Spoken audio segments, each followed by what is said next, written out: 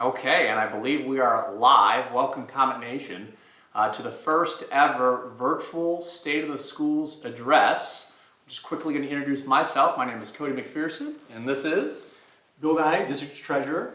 And we are here to bring a different format to the State of the Schools as part of our goal to be transparent with our community and just our goal to make sure that we as Comet Community are on the same page moving forward with the State of the School. So let's talk a little bit about this virtual option. This is kind of a new go around for both of us. I would say it's not our preferred format. Last month we did have a face-to-face format. We had about 25 of our community members there for that. I will say this one's going to be a little more condensed. So I assume that many of you were waiting to come to this virtual option as a condensed version of to not to hear Cody and Bill go on and on and on. But we hope to be very factual for you. We hope to give you information and update about where we're at within the district and where we are going. So the format tonight is that we're starting off here with a live look. We're going to wait just a few minutes as more people come online. And in just a little bit, we've prepared for you a brief video, an asynchronous video of where we are as a district. As that's happening, there's a QR code that was shared with you, will be shared with you again, that you can share your questions with. And at the end of that video, we have some pre-populated questions from individuals who had already sent in questions from that QR code, but we're going to be going through those questions as well during that time of the video to see how many that we can get in. Roughly, we like to stay around that 60-minute range, and I think that's our goal for the night. So, good goal. Very good goal. So at this time, we're going to go ahead and move toward our video that talks about our State of the School address. Hope you enjoy. Okay, here we go. Welcome everybody to the 2025-2026 virtual State of the Schools address. If you were here for the face-to-face, we're going to condense this a little bit as we are online, and we want to make sure that we leave time for any questions here at the end. Before we start, I want to make sure that we recognize and thank our board members, Cheryl Routson, Dom D'Amelio, Jeff Trainer, Ben Widmer, and Mark Morrison for their tireless effort and supports of Genoa area local schools. So what is the State of the School address? What's the purpose of it? It's a public presentation to the community to address the overall health and direction of the school. It's to give transparency to all of you, our community stakeholders, and this will be done each year, both in a face-to-face format as well as in a virtual format. In the end, what we'll be speaking of, we're going to be speaking of us as the community, as the Comet community, and where we as a community want our school to go, where we're at, where we've been, and where we want to go as a future. As we go along, if you do have any questions, there is a QR code that you can go ahead and pull up your phones. We'll wait a few seconds here so that you can scan your phone and ask any questions based off of the State of the School address.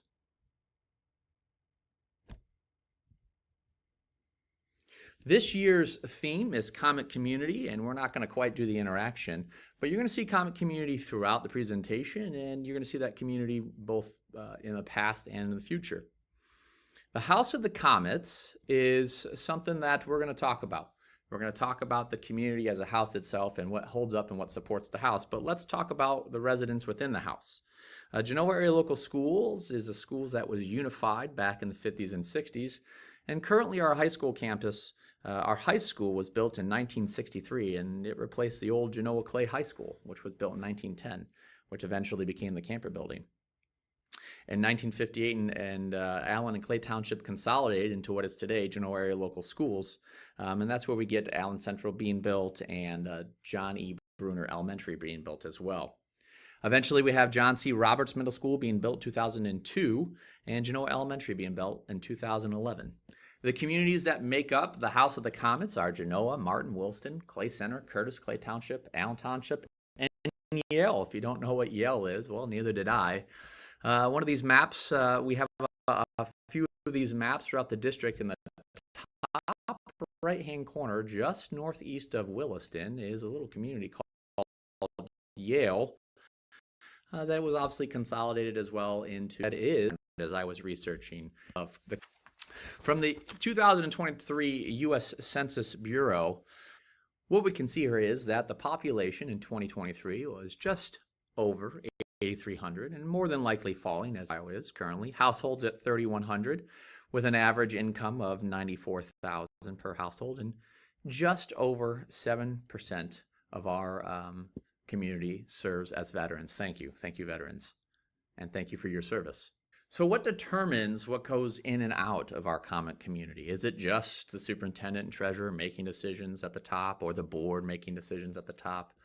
What comes in and what goes out? Well, what we're talking about here specifically is the decision-making process. There are two different ways that decisions are made.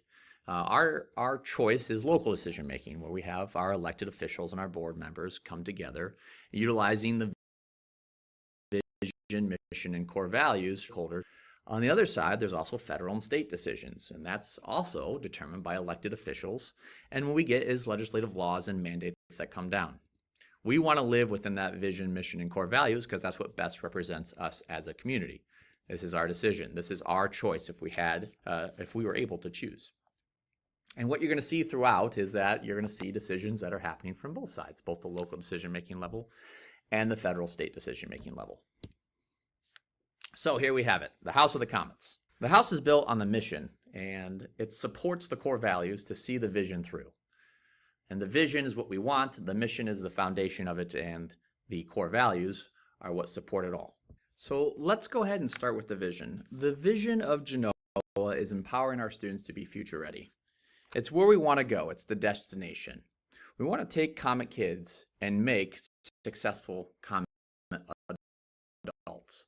And I know we use the word make, it's a hard word. We want to make sure all of our students are successful Comet adults. And we do that by making sure they are future ready. So let's discuss what the word future ready means. It's a word that's used a lot in education. How does it apply here at Genoa? Recently, the administrative team went to an administrative retreat and listened to a gentleman that spoke about what employers are wanting from their future employees. And he broke it down like this. Number one, they want future employees to be able to gain or have academic knowledge in whatever field it is that they are going to be employed in. Number two then is that they want to be able to apply that knowledge that they either were able to quickly learn or have already had. Through that application of knowledge then, are they able to handle successes and failures maturely? And finally, future employers want future employees that have high character. And some characteristics of that are determination and grit and compassion, empathy, understanding, being able to love one another. So here at Genoa, that's our future ready mentality. We want to instill academic knowledge into our students, put them in situations where they're able to apply that knowledge, help those who succeed understand why they were successful and how they can duplicate that success, take those that were not successful and help them understand what they need to do in order to be successful next time. And at the same time, we want to make sure that the students that we are raising to be future successful Comet adults get understanding of what it is to be compassionate, to be gritty, to be empathetic, understand situations. That is what it means to be future ready. And the word empower is really important as well. At the end of the day, students will leave our halls, and we will no longer be able to guide them. And they will need to be able to understand the importance of the application of being future ready. Next, we're going to take a look at the mission of Genoa, which is the foundation. It's the daily purpose. It's the path or the road that we travel, like going to work every day. Educating and empowering all students to find their purpose, explore their path, and discover their passion. The mission is the action plan for the vision. And there's a focus here on students. The word there is used 3 times. As a parent, sometimes we try to instill our passions and our path in what we want on our students, and that is very important. But when they leave our halls and they leave our households, we need to make sure that our students were given the opportunity to understand and explore their passions and purposes and their path. And that's extremely important here in our daily purpose. At Genoa, we have 4 expectations of all of our students when they graduate. They should be enrolled, or employed, or enlisted, or an entrepreneur. The support beams for our mission and the thing that holds up our vision is our core values. And the core values, that's like the signs and lights or the rules of the road as we travel. The first core value is being a champion for kids. We are going to place kids first and foremost. Secondly, we're going to expect excellence. We don't expect average or mediocrity. And one of the things we talked about as administration is that starts at the top. We have to expect more of ourselves before we can expect more out of others. Third, we're going to carry the banner. And what does that mean? It's the way we speak about Genoa area local schools. We want to speak life into the district. It's the way we speak about not just the district, but about our parents, about our colleagues, about each other, about our, and dare I may say, our administration through all times and all situations. That doesn't mean we can't be constructively critical. That just means in the end, the purpose behind the speech has to be about carrying the banner for the district. We want to be a merchant of hope for our students, a merchant of hope for each other, as well as for our community. We want to be a light in a world that is darkness. We want to take someone's, and we use this, we want to take someone's backpack off as they enter the door, take off the backpack of life that some of our students and even some of our colleagues are bringing in. Because each person's circumstances, injuries, trials, and tribulations, they're unique. We got that from our book that we started this year from Tim Berta. And our goal as merchants of hope is just even for the time that student is here, to take that backpack of hurt and pain off, knowing that when they leave, they may have to put that entire backpack back on. And hopefully in that time, we're training and teaching them certain ways that we can maybe lessen the load of that backpack as we are a place of hope for our students. And finally, our last core value is to be future ready. And that may seem repetitive because we're definitely trying to take Comet kids and make them Comet adults, but we also are going to be focusing from an administrative point of view on the facilities, on the finances, and the human resources behind how we make students successful Comet adults. And that leads us to a really important piece of the decision-making process here at Genoa, and that's our strategic plan. So the strategic plan is the blueprint of the district. It drives the local decision-making. It is the vehicle on the trip. Yes, this was created in 2023, and it had over 2,000 inputs to create the plan that we have today. And you can actually view that plan right now over at genoaschools.com. The strategic plan had board members, administrators, students, staff, parents, community stakeholders, businesses all come together to create a plan for the future of Genoa. And I'm here to tell you that we are continuing to drive that same strategic plan because there were so many voices that came together for the strategic plan of the district. It's important to know that there are so many really good ideas out there and so many great thoughts on how to run a district. But not every thought and not every great idea is right for Genoa. This plan is what drives the decision making from the top down. And so if you ask yourself, hey, why are we doing X, Y, Z? I can tell you it's going to be because it's a part of the strategic plan. So part of the strategic plan is that there are two really important phrases. There's no perfect family, and we're going to stay within the yard. On the flip end, on the left-hand side, we're going to create a space for grace. And that means that failure happens when you're trying to run a play from the playbook. If we're moving forward with what we believe is a great strategy that's in the strategic plan, it's just not good. We're going to brush off the dirt, stand back up, not be immobilized by that failure, and try it a different way.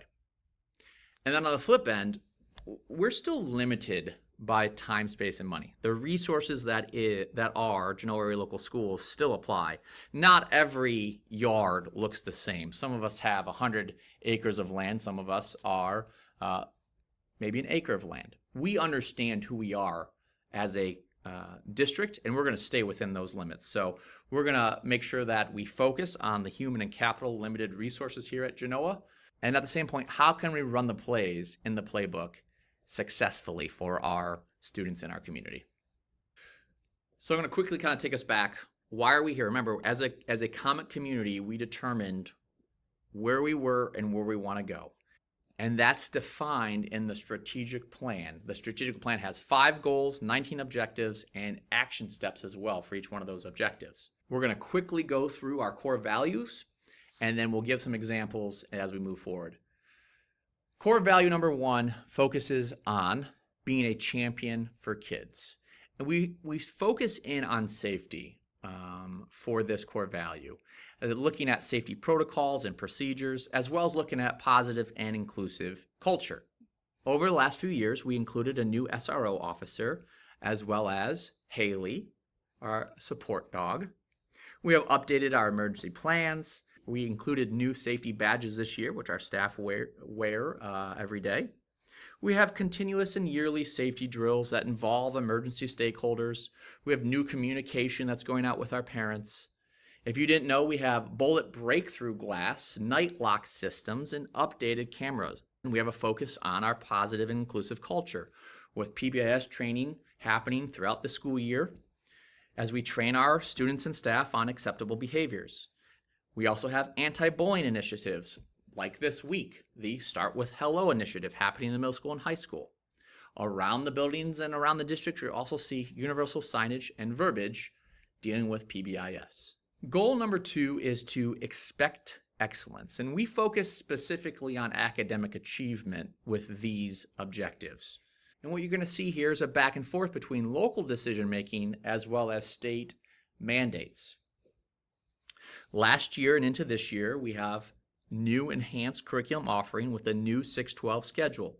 It allows for additional CCP classes on campus, a student leadership class and team, sports media, a brand new Here to Career class, AI and robotics, history of film, honors world history, veterinary science, piano, music theory, as well as CCP math and ELA labs, and a STEAM, and this year we're beginning STEAM and STEM and career and college readiness in the middle school. We are also planning to have Ashland University in for our curriculum audit.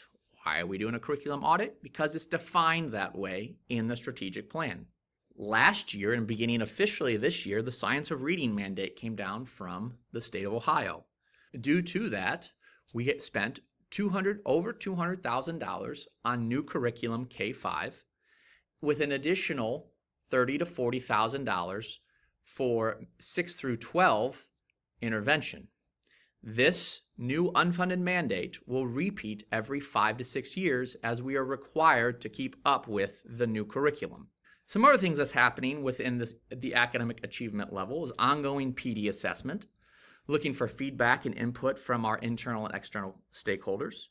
We have enhanced instructional technology, allowing for personalized learning platforms for our students, which is very beneficial and helpful. For example, in the middle school right now, we have a launch period that came with the change of the 612 calendar, and during that launch period, you'll have 6th graders working on ELA and math one-on-one platforms that are at their level, which means you'll have a student who's working at skills potentially at 4th grade or 5th grade in a 6th grade class.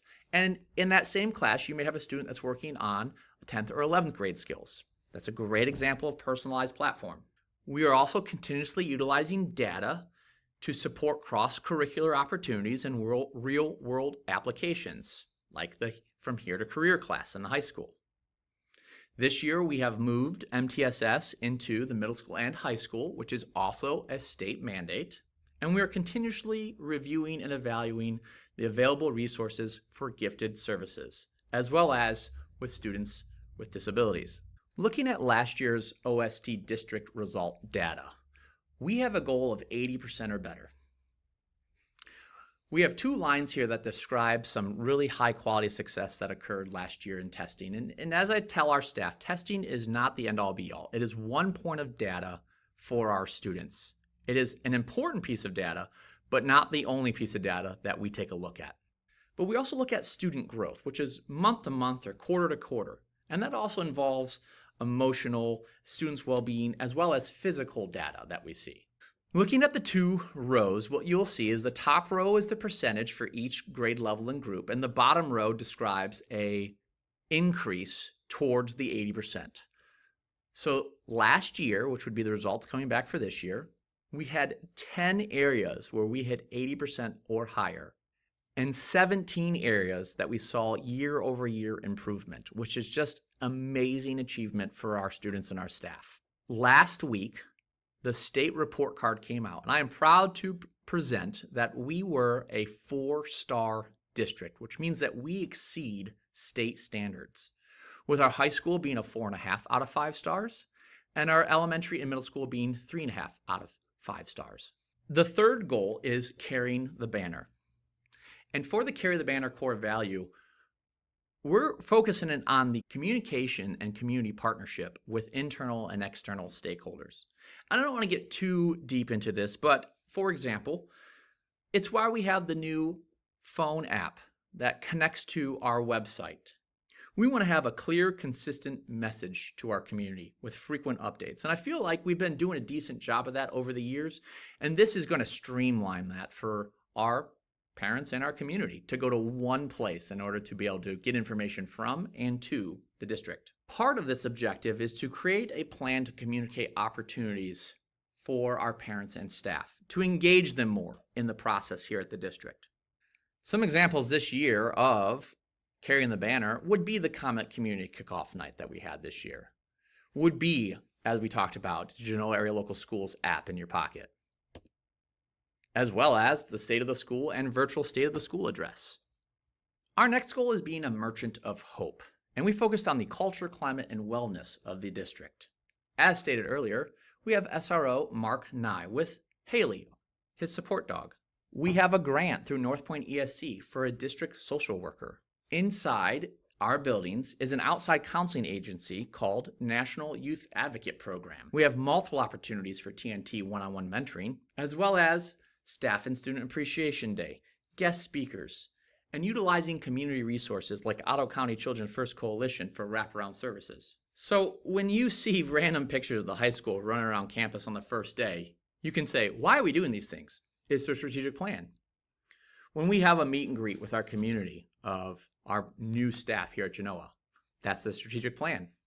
When you ask the question, why did we invite the Ottawa County Prevention Coalition to campus? The answer is the strategic plan. When you ask yourself, why is Gary Haas on the Kona Ice? I can't answer that one for you. We quickly got him out of there. I think he was just having fun. Finally, the last goal of the district in the strategic plan that guides our decision making is future ready. It's the facilities, finances, and human resources objective. Management of facilities, finances, and human resources being used effectively and efficiently to support student success. So, for facility planning, we have a long-term master facility plan to address the needs of the high school air conditioning on either renovations or new construction. So when you hear, I hear we're talking about a new high school, that's one of the possibilities as we take a look at how we can solve the determined issue on the strategic plan. We have had OFCC in to take a look at our facilities, but there are many avenues yet to be discovered. We also have a new 5, 10, and 20-year asphalt plan. So next June, you should start to see some new asphalt throughout the district. Why? Because it's part of our long-term comprehensive master facility plan to address the needs within the district. One of the things that came out really strong in our strategic plan is the belief that the district is financially responsible. And in a little bit, I'm going to let Mr. Bill Nye speak because he has been the catalyst of making sure we are both transparent and fiscally efficient. Finally, we're looking to attract and retain high-quality staff. We want staff to come to Genoa because they believe it's the best school district and stay here at Genoa for the same reason. To support this goal, I did pull up, just came out last week from the report card, the financial data from 2024-2025. And what you can see here is that on our cross, we want to be in this top left area. This shows that our school performs the highest above this line, and to the left is below the average of spending. The red dot indicates Genoa Area Local Schools. This first indicates similar school districts. The next one is a comparison group with a little bit of a larger source. As you can see here, we are operating below the state standard. And finally, with all school districts, you can see that Genoa is still in a good quadrant for being fiscally responsible.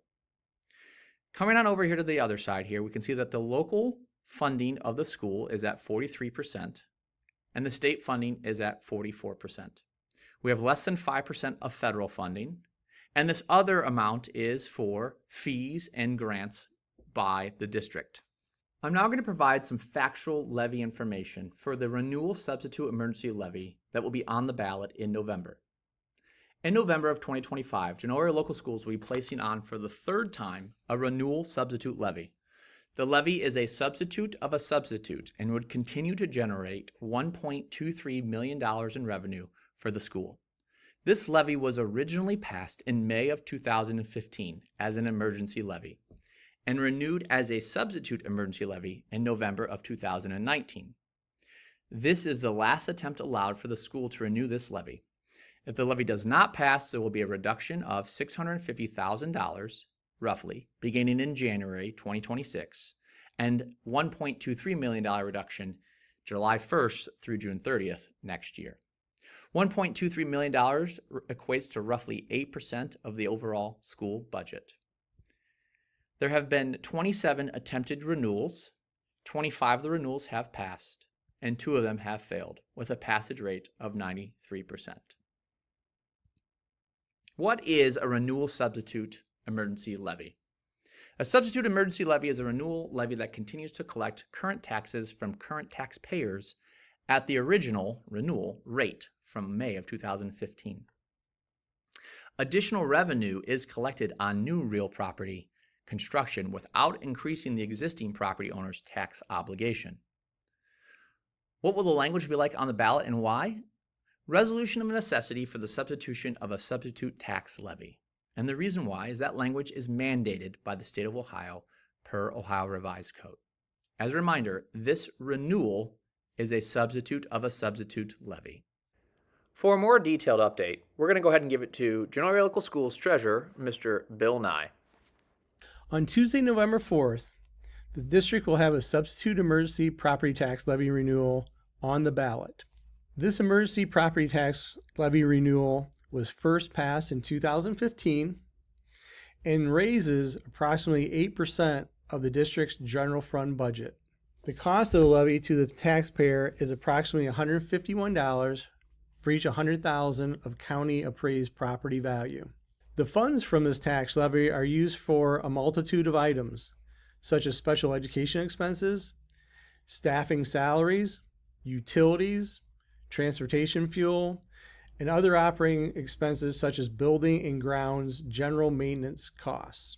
Unfortunately, because of the state does not fully fund the cost of public education, the district must rely on local property tax levies to make up the difference.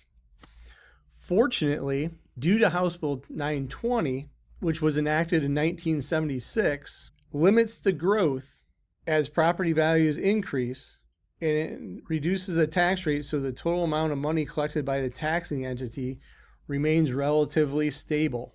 However, it limits the revenue growth for schools and other local districts unless new levies are passed.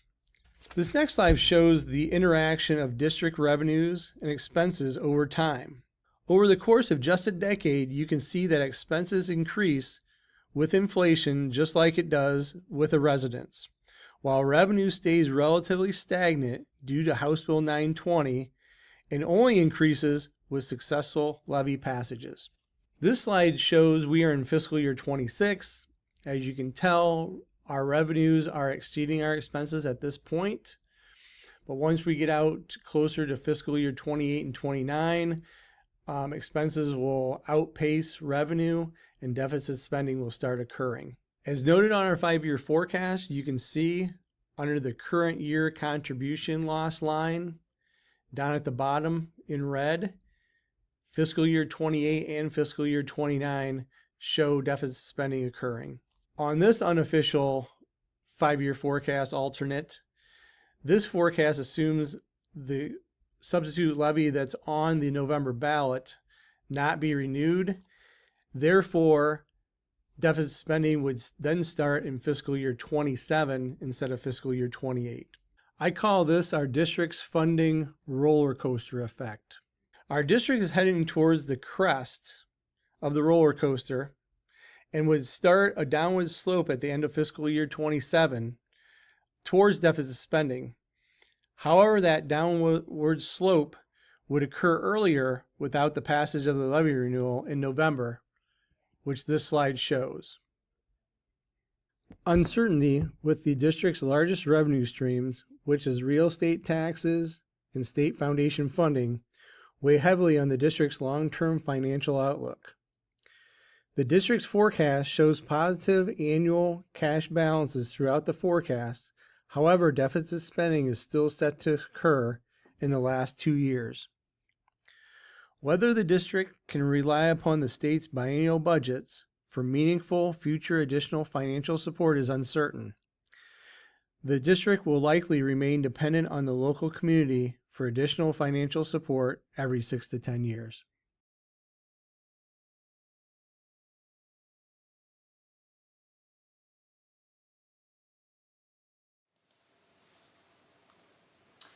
Okay, and welcome back. We appreciate those that are staying on. At the end of the day, where we are at is we're at the strategic plan. This strategic plan, it's our playbook. It was a playbook that wasn't created by Mr. Nye and myself. It was a playbook that was created by over 2,000 individuals in order to guide the decision-making process of the district.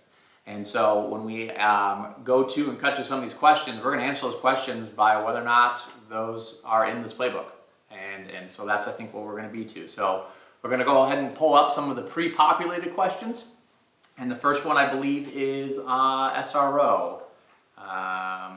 Is the district currently looking for, considering an additional SRO officer? That's the first question. So has the conversation of continuous improvement and safety been discussed? Absolutely. It's something that we continuously look at throughout the year. There isn't a time that we're not focused primarily on safety. We have looked at what it would look like to increase our safety with the potential of an SRO being one of the options. It's one of many different options that we could take a look at. An addition of an SRO isn't necessarily in the strategic plan. Within the safety section of the strategic plan, we are looking at and discussing how we can continually monitor the safety of the district. And so we could potentially discuss an SRO. We would look for unique, again, outside of the box opportunities if we were to move in that direction. Again, we're very much guided by what it is that we're utilizing here in the strategic plan. Anything to add there, Mr. Nye? No, we've actually had an SRO officer on and off throughout my career, but recently we've brought on an SRO officer to be full-time, and we will continue to have that. And we continue to look to see if we do need to make any adjustments or changes to our strategy when it comes to security. And like you said, the SRO officer is certainly one of those main concepts or main items to that. Great. Question number 2 that came in, and some of the pre-populated questions came in because we were sending out the, hey, this is happening in 3 weeks, this is happening in 2 weeks, and we had the QR code to go along with it. So one of the questions that came in is, why are we discussing a potential build in the high school? And that's a good question. So the building or the potential building of a high school really comes in objective 1 in facility planning of the high school. And it's specific, not necessarily to build a new high school, but it's specific to address the air conditioning issue within the high school itself. And the way that we could potentially address the air conditioning issue is either to look at ways to add air conditioning within the high school, or look at a complete renovation of the high school, or to look at a complete new construction of the high school. So one of the things kind of in my research that I wrote down, this is year 3 of the strategic plan, so what I'll say is myself as superintendent and I call it Mr. Denny Mock 2.0, there was discussion on what it would look like to add just air conditioning units throughout the entire high school, and that started to lead into a necessity of a complete renovation, mainly because the high school is so aged and there's not a lot of room between the first and second floor, as well as a complete need for an electrical revamp. It was more of not just the air conditioning itself, it was the infrastructure of our electrical system along with that. And like you said, the little bit of space we do have between the first and second floors, how they built the original high school is not conducive to having air conditioning put through that, and that became an issue also. Some of the recent, more updated conversations that I've been having this year with our administrative team and with our new curriculum director, Coral Smith, is do we have a facility that is allowing our students to also be future ready? And what does that mean is that we have master course teachers in environments and buildings that just aren't advantageous for creating our students ready for that next step. And so that's been kind of become a more and more of a conversation as well, is are we now beginning to do a disservice to our students because we don't have the facilities needed for them to experience opportunities to be successful as a future ready student? So again, this is an ongoing conversation. We have had OFCC in here over a year now at this point, and it's kind of been up and down. Yep, I would say they've maybe seen not the best of me at times because it's very frustrating. The process is very frustrating. The only comment I want to make sure that our community is aware of, we do receive 58% of whatever the cost is of a new building. The state will pay for that aspect of it. Our local share is 42%. I think anybody would take a 58% off sale. However, I understand it is taxpayer money and so forth.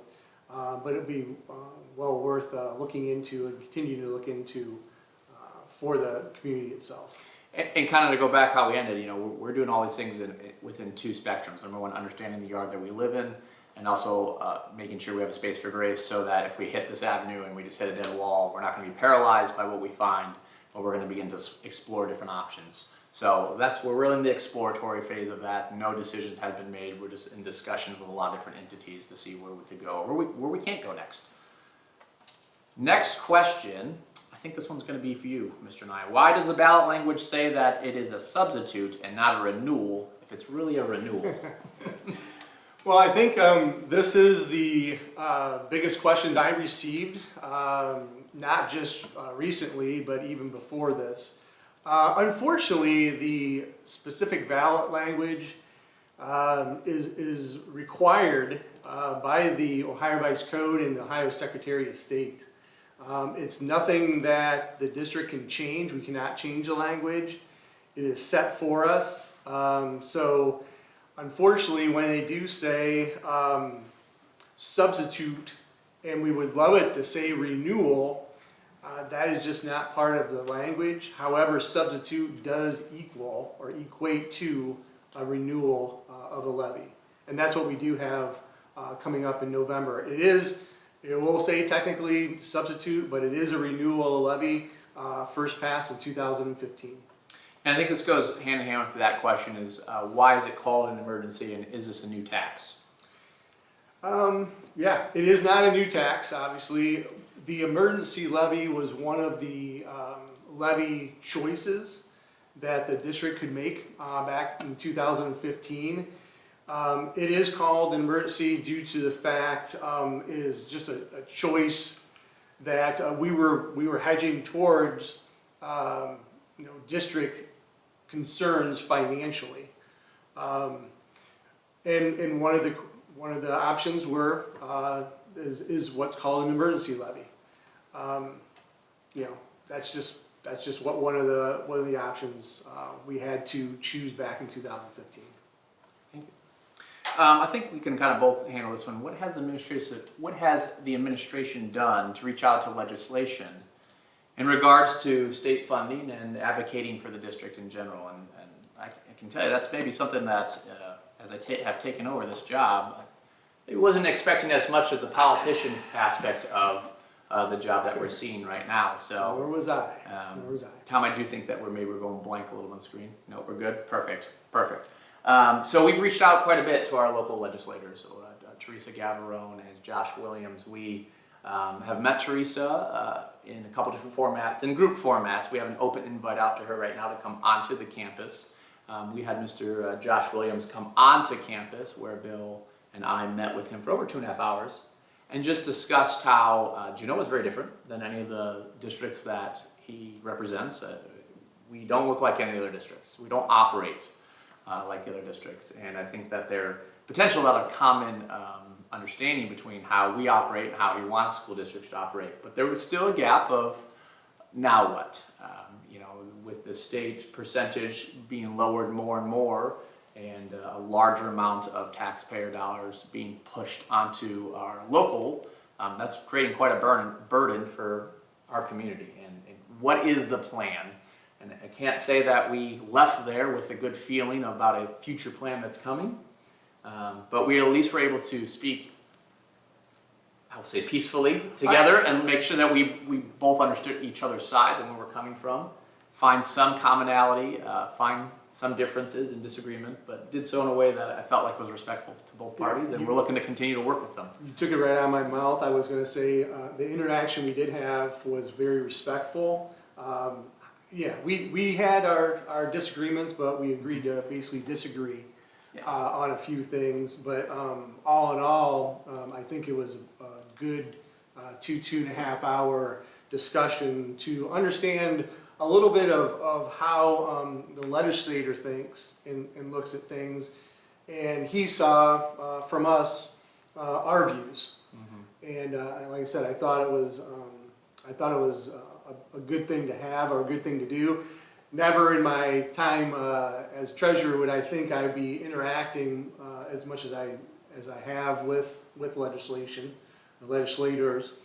But I think that's part of the deal these days when it comes to local school districts. Yeah, and the reason why it's going to continue to be part of our job of reaching out is because we are hearing discussions of, hey, we're going to take 611 schools and make it 93, 94. I think both Mr. Nye and I believe that education is done best at the local level. In all avenues, understand that there's occasionally state and federal mandates that come and impact. But right now it does feel like there is more of a push from the state level to go to a larger look, such as a county-wide school. And that's something that we're going to fight. We're going to fight pretty hard on, because I believe that the community of Genoa is unique for a reason, and we don't want to lose our identity in that. At the same end, we need to advocate for, we are being fiscally responsible in the way that the state would deem as appropriate. And don't punish us when others are not playing at that game. And that was very much the discussion that we had. One of the things that we're doing from the local level is the Ottawa County superintendents and schools are getting together just to begin to put together a community voice to represent the county in general. And just to push for local stakeholders, business stakeholders within each district to understand and share the good things that are happening within each district. And we're going to be pushing out applicants for individuals who would be interested in that here soon as well, as we want 10 to 15 well-educated individuals to be able to speak well on Genoa area local schools and how we're utilizing our finances appropriately. Next question.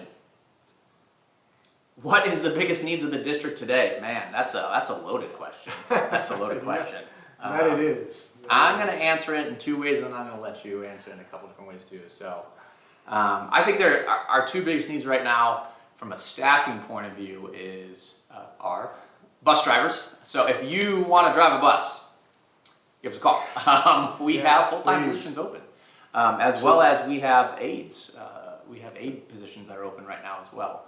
And in general, we have a large need for substitutes at all levels here at Genoa local schools. We need individuals who are interested in working in part-time as much as we need individuals that are working full-time. We are looking at some creative ways that we can think outside of the box to incentivize both staff internally and individuals externally to come to Genoa and drive for us. I know that during one of the meetings I had literally today, we began to have a discussion on what does a consortium of substitute bus drivers look like in Ottawa County. And it's an uncomfortable conversation because bus drivers are prized individuals right now. So no one wants to share their individuals. They're afraid that they're going to lose their individuals. So that is something that's a large need. On the flip end, probably one of the largest needs we need as well is we need you. We need the community, specifically in service for our parent and alumni organization groups. Those groups are in need of a revitalization. We have great leadership in all those groups, and what's missing now are the key individuals from our community to come in and be a part of these groups in order to support our students. Because again, at the end of the day, everything we're doing is in support for our students, living within the 2 rules that have defined us, which are within our yard, and knowing that we're gonna have space for grace as we try to succeed towards our strategic plan. So we need you, we need volunteers. We need volunteers at every aspect of the district, and we are constantly pushing out requests, whether it be serving at athletic events, serving down the elementary for PTO, both our FFA and music boosters. All of our organizations are in need of more individuals. So I think those would be our 2 largest needs, and maybe you have some additional thoughts on that. Well, mine's usually just the usual fiscal stability. I mean, for a school district to continue what we do on a daily basis, we need fiscal stability. Unfortunately, over my time, the state has not really held up their end of the bargain, providing the appropriate amount of financial help, I would say, and that has made its way down more and more so to the local communities, not just in Genoa, but in the whole state of Ohio. We just need to have consistency. We have had over the history of Genoa, Cody's noted in his PowerPoint earlier, we've had pretty consistent approvals of renewals and so forth. We just hope that would continue so we can continue to provide the product that we have over the last decades here at Genoa.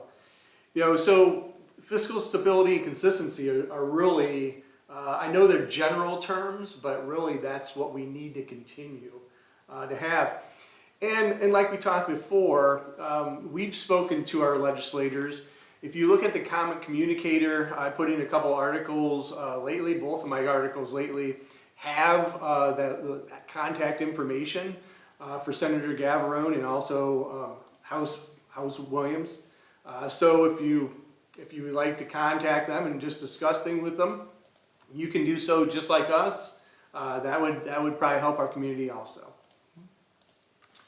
Okay, and the last question that I see coming in, which I've kind of answered already, but it is, make sure I'm not getting any. It is, I will occasionally get staff saying something's going on in the video. Is there an ongoing effort to hire more bus drivers? Yes, that is Absolutely. An ongoing. We've actually had an open position for over 8 months. Since the end of last year when we knew that we were going to be hiring a few positions. So we've had an open position since April of last year. And obviously we're looking for ways to, that to not be an issue. Obviously this year, in the past we've had to cancel individual routes. This year we've had to do I think 1.5 so far. It's never ideal. To make it even more of a concern, if you have a sub bus driver who hasn't driven county roads before, maybe comes from the city, it looks very different than somebody who is driving in a city every day. So. Outside of that, we do have contact information. We are here to answer any of your questions. We are here from 7:30 to 4 o'clock. You can give us, you can come on in. You can schedule an appointment for us. We have board meetings third Tuesday of every month for public discussion. We are here to answer your questions. So if we have some questions coming late, we'll try to get out to you and get them. Do you have any follow-up here, Mr. Nye? No, I don't really have anything to share other than we thank you for your continued support as a community. We're all here for one purpose, and that is to educate our children of this community. We thank you. We thank you for your time. I want to thank Mr. Tom Baker, who's behind the camera today, doing something different, unique, and we hope to continue to be doing outside the box things here for the district. So you guys have a great rest of your evening, and we'll talk to you soon.